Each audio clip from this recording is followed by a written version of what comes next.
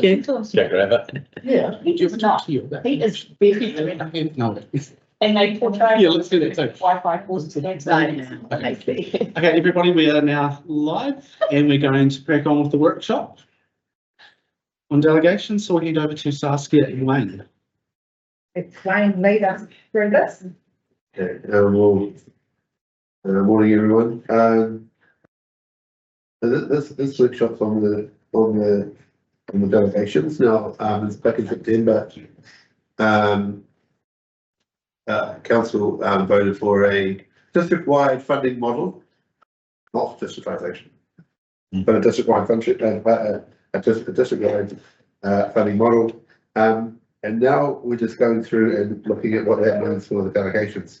So what I've done is changed around the existing delegations to attempt to reflect what it is that the council decided.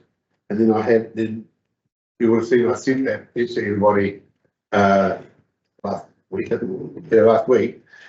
with two questions, and let me just find it because I need to the two questions are do you think we're what I've written here is reflecting where the council is going, and do you think that there's anything that's missing from here? And so we're going around each of the community boards to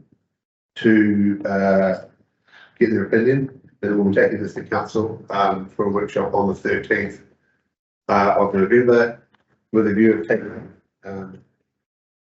for a decision council on the 18th of December for the last council meeting of the year. Something that came out of the Cromwell meeting was, once we've been around all the boards and also council, Cromwell were quite interested to have a look at where we ended up once we had taken all the advice into consideration and moved some stuff around and made any changes. So there will be a second chance to have a look at video report at your December meeting. So you'll be able to we'll make whatever changes have been suggested and make sense, and then you'll be able to see it before it goes to that council meeting.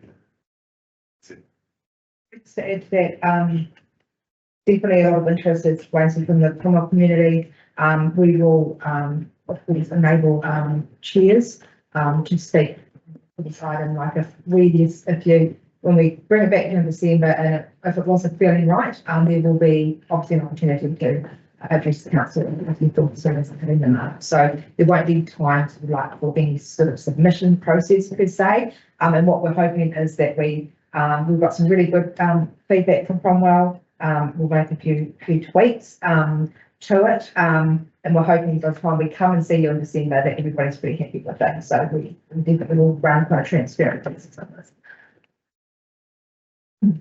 So yes. Do you want to just go line by line or part by part?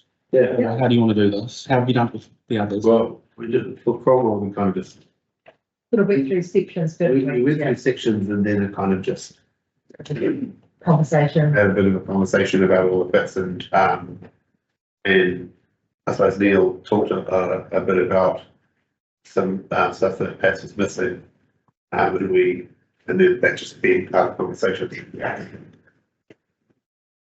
So if we just start on the first page there, none of that has changed from the current delegations. That's the introduction and just talking about how boards are not committees of council and that sort of thing. None of that's changed because that's come straight from the legislation. You'll note that in the constitution of the boards, I've updated that to one appointee. That is because these will take effect in the next financial year. Obviously, there's no point in changing it right now when everyone's got budgets and stuff they're working with. So they'll be changed in the next financial year. And And will be at the end of the training. Yeah. And the objectives, they're straight out of the Act, so that's not changing anyway. Yeah. So basically what I've done is I've split it up into power to advise, power to act. So those three things there, power to act, that have been discussed through most of this process. Though when we were in Cromwell, Neil suggested that actually the power to advise was the power to act, and so what I'm planning to do is abandon the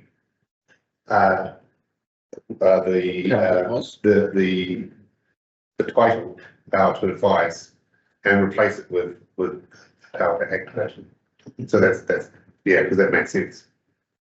Yeah. So those clauses will just go underneath hidden. Yeah, so what we'll do, so on the next page it says power to act. All of that whole section will just go into here, Right, yeah, and I'll just get rid of that one called power to advise. right. Because as Neil rightly pointed out, if you have the power to advise, that's actually a power to act, and it makes total sense. So I'll make that change. I guess the question I'd throw open to the floor is there something there? Well, is there something that's not there that you think is missing?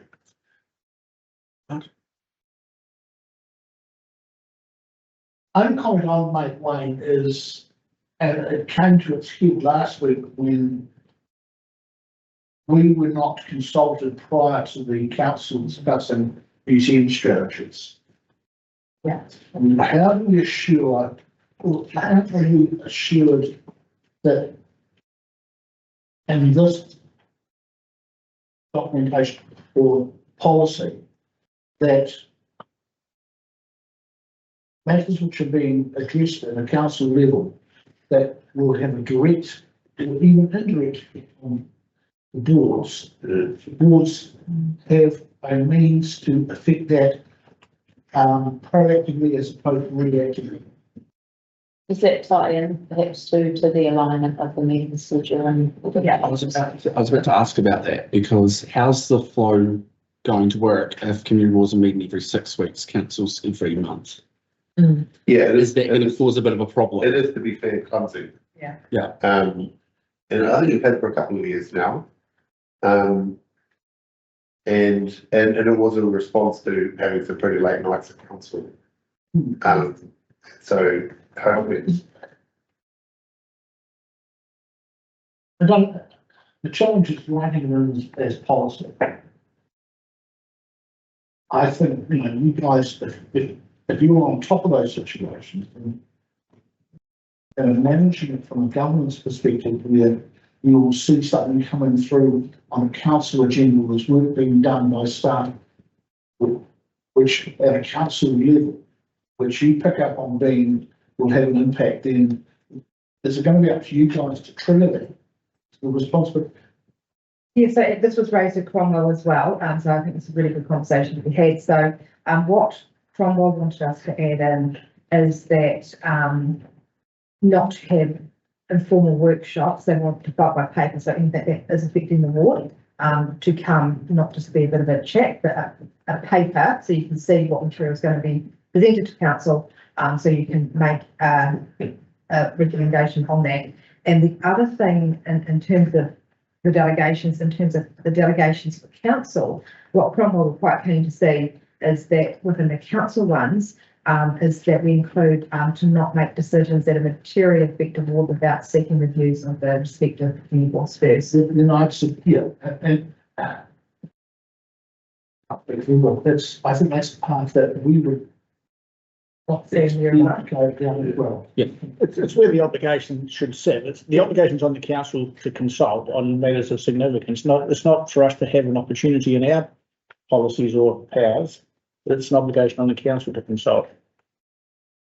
Yeah, so it's basically no surprise at all, isn't it? And if there is something there, and if there is something that's materially going to have an effect on this community and its ratepayers, then I agree with what's coming out of Cromwell, that's that having an informal workshop, no, there needs to be a paper trail.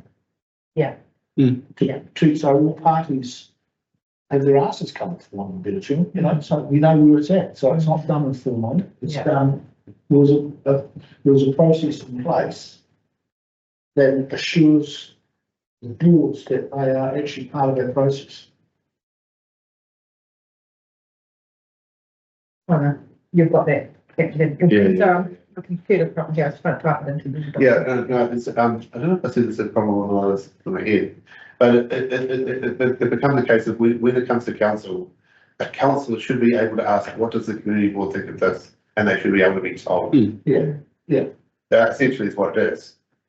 And if it's, and if they're being told, then when, I suppose it comes back to you guys, when you're putting your reports together, your recommendations, part of that report would be a review or a comment or a paragraph or two on what the board's, you know, the board's been approached and this is what the board says. Because, you know, I can't, you know, it could be a matter where something comes to a board and the board are vehemently opposed to it. And councillors will need to know that because when they come to make their decision. Yeah. So part of this, is that part of the response during the report writing process? Yeah, I actually think that's something. It's the, you know, I mean, it's Well, you guys have to figure out how the mechanics Yeah. actually make it work. Because the last thing we want is we don't want to be sitting as a board getting information secondhand or after the event. yeah, and of course, there's no obligation, council to just get, okay, well, then we'll just agree with that. I mean, they can make it even. It would be quite good to have, this is what the community board thought of it. And then council could look at it in the whole way and go, well, oh, that's cool, but we're going to do this. Which they have every right to do, but it still means that Yeah. each area has got a chance to say. I don't think, you know, when council made the decision to digitise its operations, I don't think that we ever envisaged the fact that we were wanting to take away the opportunity for the community boards to disagree with us. You know, just and I think, you know, that discussion around the museum strategy, it became quite apparent through that there was a very strong message coming from the community level that they there was a disagreement with the direction council policy could have taken. And the message came back very strong. And I think that's a very good example. There just needs to be pathways. And, I don't know if we've covered did we have the endowment one? No, no. The other thing in terms of, protecting a community board interest, this is endowment, being one of our wards, is, they, Cromwell also wanted, and for this, sense in this, your views on it, they wanted to add in a specific one around anything to do with endowment land, must be there must be a paper that would make a recommendation to the council. Obviously, Cromwell got an interest in the endowment land, so they did want that money added in. Don't know how these have been feel. Interesting at the moment, there's just a lot of tension around both those subjects. And the process of engagement is probably the biggest criticism coming back from the community. Yeah. And I know there's been some homework done on endowment land in terms of legal opinions and and just getting some transparency and taking everybody with the council on that. And you've got a section of the community standing up now and saying, yes, as a voice, council has said, we'll acknowledge the fact that, and this is definitely Cromwell, that endowment land is protected, but it isn't, because you can go, as a council, go to the minister and ask the minister to release that endowment land. And that has been raised by members of the public. it's somewhat of a bit of a red herring. Yes, you can, but the process to actually do that is pretty fraught. It's not something that the minister will run a stamp. There have to be exceptionally strong cases, but that's where Cromwell's coming from, because if council ever considered that, then there would have to be a process in place to do it. And it really only affects, I'm not saying, there are other council, look, other community boards do have endowment, but the majority of them is in council, and it isn't Cromwell. Yeah. And that's where the biggest fear has been, because you go back to the early days, debates around districtisation, it was deemed in some parts of Cromwell as a land grab. Yeah. Which it isn't.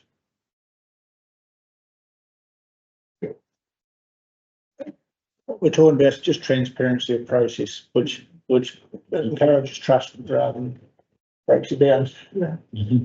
And it's raised the museum as an example of the new museum's not working as was intended. Yeah. Yeah. I think it's a really good example, even to update our report templates with. Yeah. with And you know, and what people got to understand, especially and when we looked at the museum strategy, and that is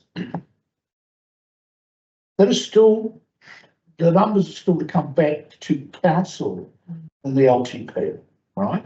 And then council could, depending on, you know,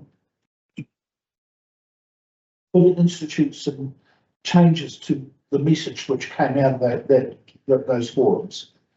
It would be unwise of council to make those decisions without further communication back to the communities, because we only invite discourse and a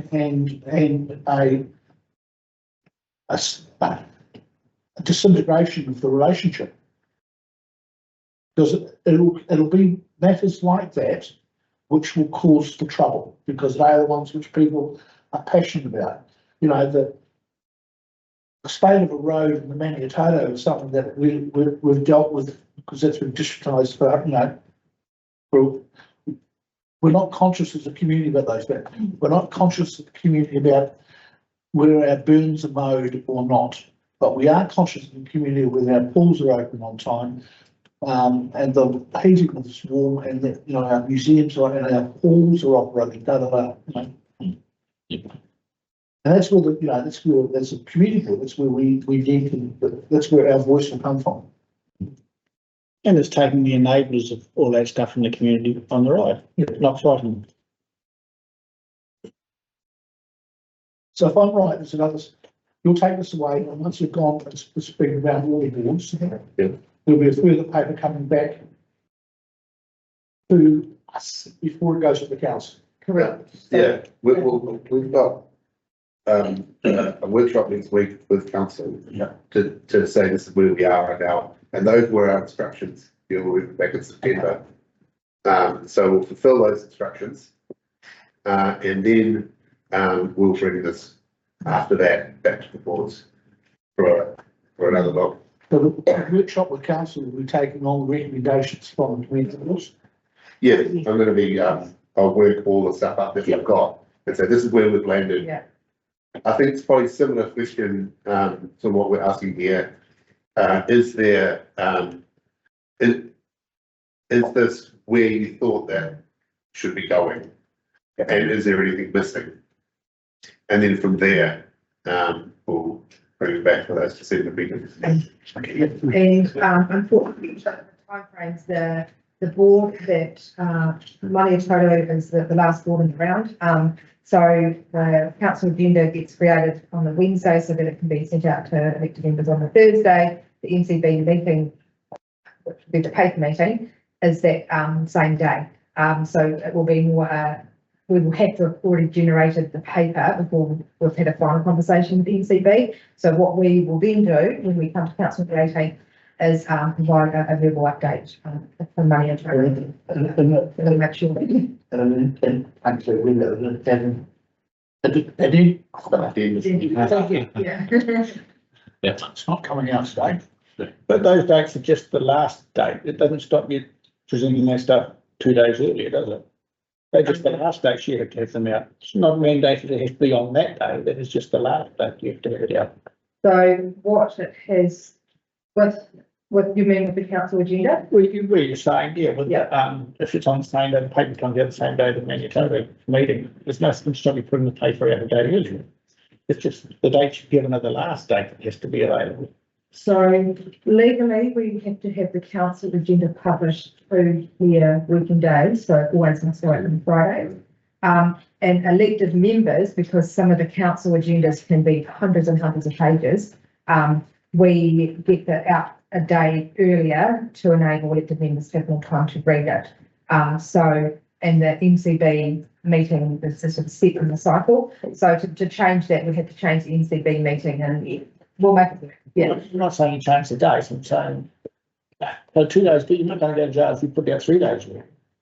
That's still presenting it 2 days earlier. It happens to be two, plus another day, isn't it?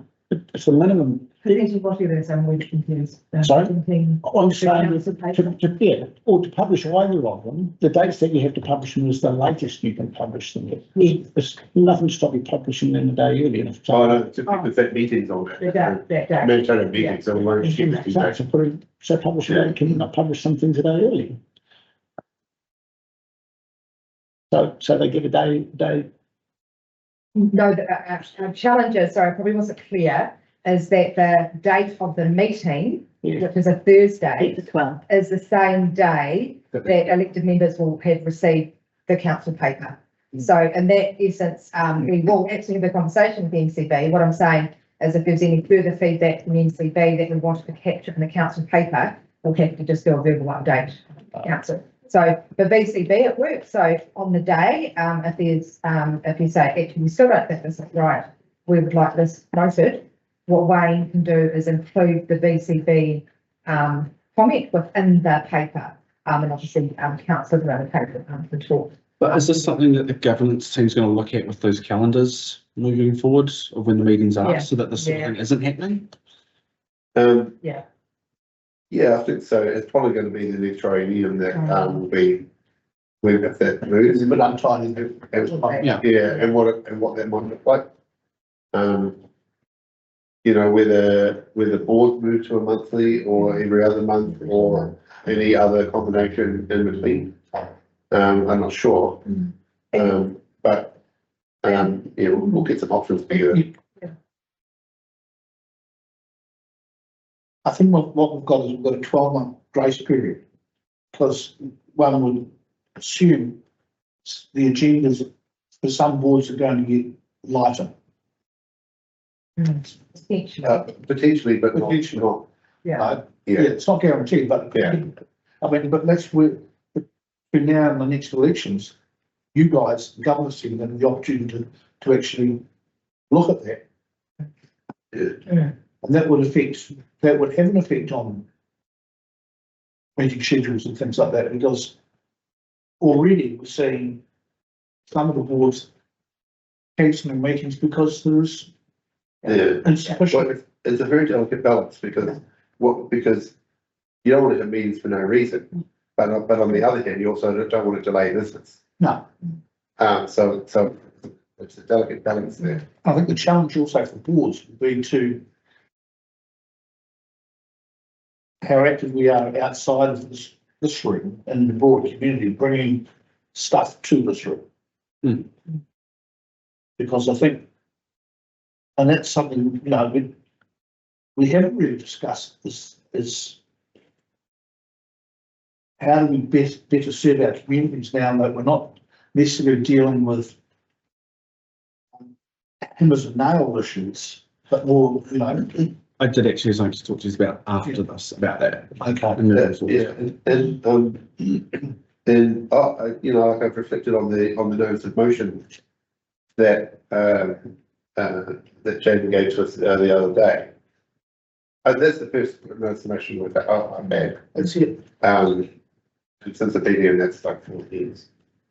And that's a mechanism that that communities can use. It was a test run, really. Yeah, it is. Yeah. Test the theory of it and see if it works. So I mean, that's how often it's used. And another place I think it's used. Oh, yeah, it's an uncommon practice around this place. Yes.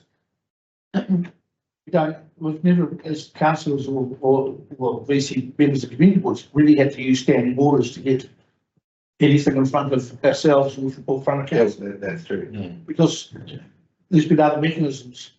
Picking up the phone and talking to people was really quite practical at times. Yeah. And you have, you know, There's not a lot of consequence if you schedule more regular meetings. There's not a lot of consequence if we cancel a meeting because there's nothing to talk about. So the consequences, as you said, is if we delay. yeah, well, you really don't want it to delay it. Well, schedule more and we can Yeah, cancel. We cancel. It's no yeah. I think working with local groups, which is I do quite a bit of, and alerting them to things like the LTP process as a means of getting things onto the schedule for future work, is to keeping those contacts and maintain and keeping them working is a really important thing for us to be doing. I feel that that's something that I can add to my position, simply being in a seat. So I've had talks yesterday, for instance, which involve things of interest for our local community, and so I would hope, and perhaps in the future that will come before the board as an actual motion. I may as well just say it and then I was going to go up till after, but something I was thinking of around those mechanisms, whether it was the notice motion or even the members report, instead of just coming to this, a suggestion I was going to make, instead of just coming to the table and talking about what we've done, actually coming to the table with what we've done, what's going on in the community, positives and negatives, what's in events that are happening, stories, aspirations, and really being the voice of that community and bringing that information to the public as another way of working, I guess. It's just something to think about. Yeah, yes, I'm just thinking of a mechanism by which that could be made effective.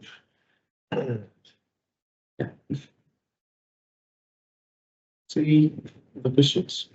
Okay. I did have one, and it was just around, it's under the power of advise, number 5, monitor the community board's budget and recommend any alterations. Apart from the grants, we're not going to have a budget. So does that need to be in there? Very good. It's a very We still small. do need to monitor the grant budget. It's still a budget to monitor. But it is, we have your promotions and the community grant budgets there, and they are decent amounts for this board, so, Well, you know, some of the big ticket items like roading, we haven't had, boards haven't had any say in that for a while, you know. So really, I think the word grant, you should put in front of that word budget, then that was, Yeah. Yeah. yeah, Yeah. yeah, we can. It's not that, it's not that as boards that we've gone through on a line by line basis on roading, bridges, water. Because we haven't. For a while. Well, we've got things like the how to pay for the Molyneux Stadium issues to discuss and recommend to the council. That is to be rated on a district level. So yes, but also I think there's a reference in the minutes to looking at possibility of using reserves for that. So I think that's something that we can contribute to. Whether that comes under number 5 or not, I don't know.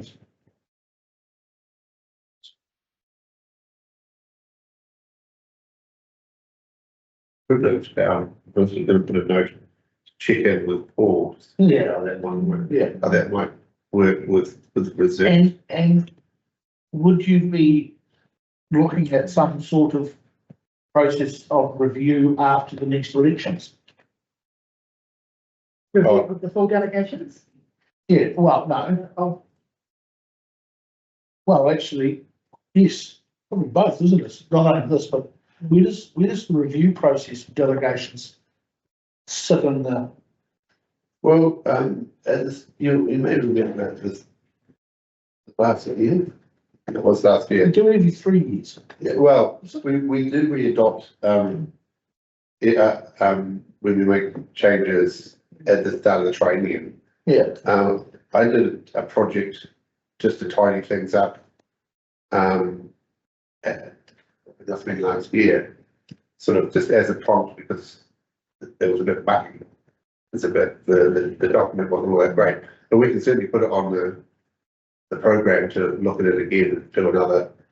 Well, I think that, I mean, that's it. Until we've actually had some practical experience of Yeah, managing this from a governance and from an elected member's perspective, probably some sort of review yeah, after a time period would not be silly. yeah.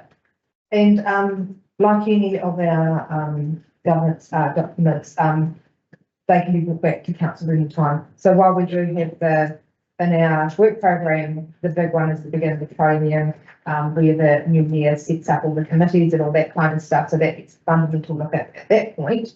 If there's errors and stuff in it, or things we note that this is Wednesday's a bit untidy, there's no rule that we can't. No. So we can definitely in our work program, after a period of time of this being in operation, bring it back, for conversation. Yeah, because,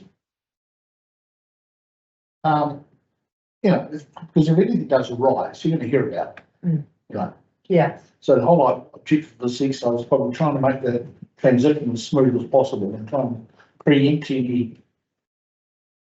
issues. So my last question was, has there been any thought to how members of the community boards could be involved in projects in the community, like Riverside Park and Cromwell around because I know you guys have done some work around the town centre. yes, interesting, very similar conversation from well again as well. I jotted down, they want, to be added in, that basically the power to advise on members to be advisory boards that are set up on significant projects that impact the board. So, that is something that someone would like to see expressed within here, that community boards can within council. And from experience of sitting on one of those in this board, I think it's a really good idea. And being able to bring that community board voice in while that project's happening. Yeah.